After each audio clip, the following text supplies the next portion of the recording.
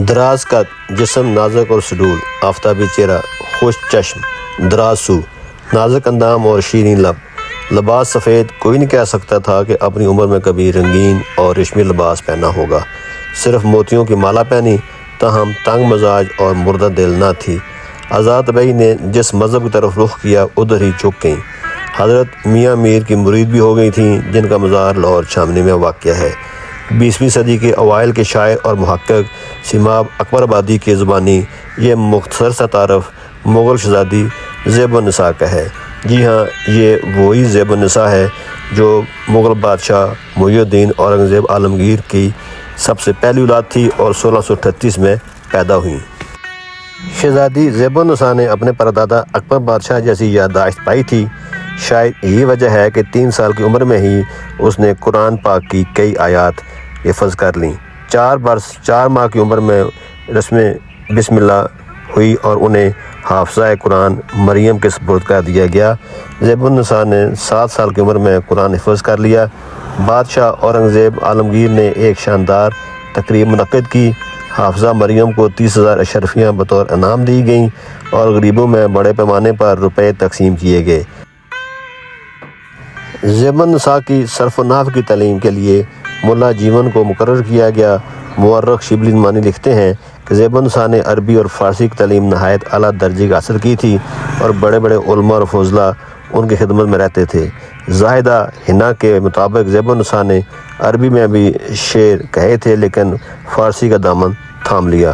فارسی مادری اور مغل درباری زبان تھی اور اس میں شعر کہنے کی مشق 6 برس کی عمر میں ہی شروع کر دی تھی۔ زیب النساء نے 1652 سے 1657 تک کا بیشتر عرصہ اپنے والد کے ساتھ دکن میں گزارا، جہاں وہ صوبے دار تھے۔ اورنگزیب عالمگیر نے 1658 میں ہندوستان کے تخت پر بیٹھنے کے بعد اپنے بچوں کو دولت آباد سے دلی طلب کر لیا تاکہ وہ بھی جشن فتح میں شامل ہوں۔ زیب النساء اپنے شیر خوار بھائی اکبر کو سینے سے لگائے ہوئے مارچ 1659 میں دلی میں داخل ہوئیں۔ بادشاہ نے بادشاہ بیگم کا خطاب دیا۔ یہ اس بات کا اعلان تھا کہ اب وہ مغل سلطنت کے خاتون اول ہیں۔ اس سے پہلے یہ منصب ان کی پھوپھی شہزادی جہاں آرا کے پاس تھا۔ بادشاہ بیگم کے منصب کے ساتھ ہی انہیں وسیع جاگیر بھی عطا ہوئی۔ اس کے علاوہ 4 لاکھ روپے سالانہ وظیفہ بھی مقرر ہوا۔ وقتاً فوقتاً ہونے والی شاہی تقریبات میں والد کی طرف سے خطی رقم بھی تحفے میں دی جاتی تھی، لیکن شہزادی زیب النساء کے خمیر میں غرور اور جات طلبی نام کو نہ تھی۔ جادو ناتھ سرکار لکھتے ہیں کہ شہزادی زیب النساء کی پھوپھی جہاں آرا کی خواہش تھی کہ زیب النساء کی شادی تارا شکوہ کے بیٹے سپیر شکوہ کے ساتھ کر دی جائے، کیونکہ ان کی منگنی ان کے دادا شاہ جہاں نے اپنے دور میں کی تھی۔ لیکن ظلم کی انتہا یہ ہوئی کہ مغل بادشاہ اورنگزیب عالمگیر نے اپنے بھائی دارا شکوہ کو اور اس کے بیٹے سپیر شکوہ کو گرفتار کر کے قتل کروا دیا۔ ہنا زاہد لکھتی ہیں کہ اورنگزیب عالمگیر نے دیوان حافظ کو لڑکوں کے لیے مدارس میں اور محلات میں بیگمات کے لیے ممنوع قرار دے دیا تھا، لیکن زیب النساء پر یہ پابندی عائد نہیں کی تھی۔ اورنگزیب عالمگیر کو شاعری اور وہ بھی شہزادیوں کی شاعری سخت ناپسند تھی۔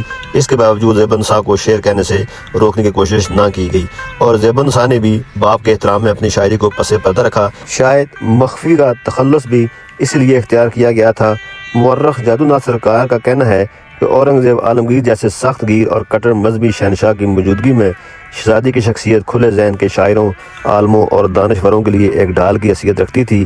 شبلی نعمانی بھی کہتے ہیں کہ زیب النساء کے حسن مذاق سے بڑا نفع یہ ہوا کہ عالمگیر کی خوش مزاجی نے جو نقصان پہنچایا تھا اس کی تلافی ہو گئی۔ سن 1724 میں ان کی بکھری ہوئی اور موجودہ تحریروں کو دیوان مخفی کے نام سے جمع کیا گیا، جس میں 421 غزلیں اور کئی رباعیاں تھیں۔ اس کے بعد 1730 کے مخفی مخطوطہ میں دیگر غزلیں بھی شامل کی گئی تھیں۔ دارا اور زیب النساء کی پھوپھی جہاں آرا اور روشن آرا نے انہیں صوفیہ سے متعارف کروایا۔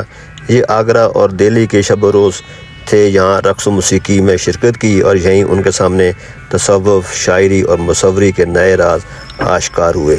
فرانسیسی محقق خاتون اینی اپنی کتاب میں لکھتی ہیں کہ تصوف میں وہ فرید الدین عطار اور جلال الدین رومی کی مکتبہ فکر سے تعلق رکھتی تھیں۔ وہ حساب، جغرافیہ، شاہ سواری، نیزہ بازی اور شمشیر زنی میں بھی اپنے بھائیوں اور کسی بھی ہم عمر سے کم نہ تھیں۔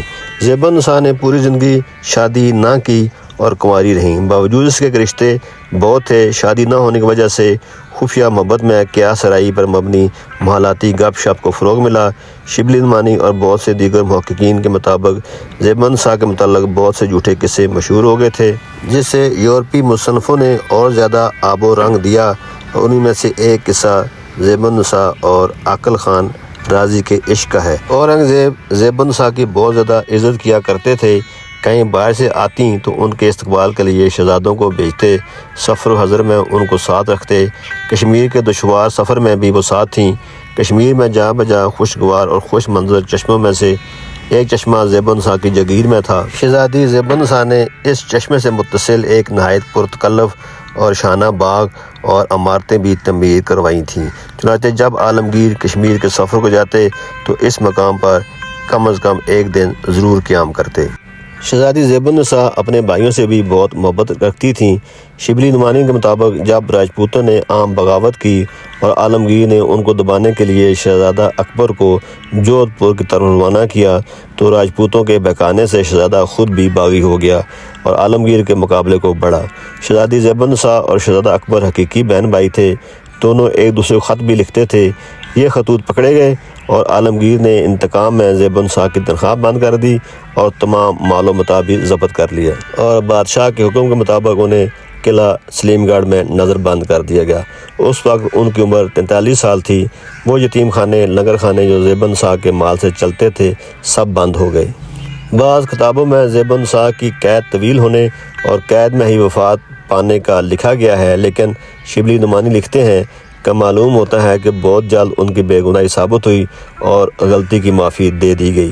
شہزادی زیب النساء نے عالمگیر کی حکومت کے 48ویں سال دلی میں انتقال کیا۔ عالمگیر بادشاہ اس زمانے میں دکن کے فتوحات میں مصروف تھے۔ یہ خبر سن کر سخت غم زدہ ہوئے، بے اختیار آنکھوں سے آنسو نکل پڑے اور حکم دیا کہ زیب النساء کا مقبرہ 30 ہزاری باغ میں بنوایا جائے، جو ان کی اپنی جاگیر بھی تھا۔ زیب النساء کی تدفین کے بارے میں دو رائے پائی جاتی ہیں۔ مولوی نور احمد چشتی، حیرت دہلوی، رائے بہادر، کنہیا لال ہندی، شمس العلماء خان بہادر اور سید محمد لطیف کے مطابق شہزادی کو لاہور میں دفن کیا گیا۔ مختلف تحقیقی حوالوں سے یہ بات ثابت ہوئی ہے کہ زیب النساء کی قبر لاہور میں نہیں بلکہ سلیم گڑھ دلی میں تھی۔ مرزا سنگین بیگ اپنی کتاب سیر المنازل میں لکھا ہے کہ قابلی دروازے کے باہر شارع عام پر تکیہ بھولو شاہ کے شمال کی جانب زیب النساء کا مقبرہ اور لال پتھر کی مسجد ہے۔ سر سید احمد خان کی کتاب آثار الصنادید سے بھی زیب النساء کے مقبرے کی دلی میں موجودگی کی تصدیق ہوئی۔ تاہم سن 1875 میں راجپوتانہ ریلوے تعمیر ہوئی تو یہ مقبرہ مسمار کر دیا گیا۔ مزار کی مسماری کے بعد زیب النساء کی قبر کو آگرہ میں شہنشاہ اکبر کے مزار کے قریب منتقل کیا گیا تھا۔ زیب النساء کے مزار کے لاہور میں موجودگی تاریخی والوں سے ثابت نہیں ہوتی۔ لاہور زیب النساء سے جس طرح تعلق کا دعویٰ یقین کے ساتھ کر سکتا ہے، وہ یہاں موجود جو برجی ہے، جو اس باغ کا دروازہ تھا، جو اس کی پھوپھی جہاں آرا کے بعد زیب النساء کو ملا تھا۔ کچھ اور روایات کے مطابق یہ مقبرہ 1669 میں ایک باغ جو کہ اب ختم ہو چکا ہے کہ عین وسط میں بنوایا گیا تھا، جبکہ شہزادی زیب النساء اپنی زندگی کے آخری 20 سال بحالت اسیری دہلی کے قلعہ سلیم گڑھ میں بسر کیے اور 1702 میں شہزادی کی وفات وہیں ہوئی۔ کچھ مورخین کے مطابق یہ مقبرہ شاہ جہاں کے عہد حکومت میں لاہور میں فائز ایک اعلیٰ عہدیدار افضل خان علائی کا ہے۔ ایک روایت اسے میاں بائی فخر النساء سے بھی منسوب کرتی ہے، لیکن حقیقت میں یہ مقبرہ کس کا ہے بتانا ناممکن ہے۔ لیکن غلط العام میں یہ مقبرہ زیب النساء ہی کہلاتا ہے۔ اور لاہور میں سمن آباد کے علاقے میں اور ملتان روڈ پر واقع ہے۔ امید ہے ناظرین آپ کو میری یہ ویڈیو بھی ضرور پسند آئے گی۔ برائے کرم لائک اور شیئر کر دیں اور میرے چینل کو بھی سبسکرائب کر دیں اور اس کے ساتھ ہی بیل آئیکن بھی پریس کر دیں۔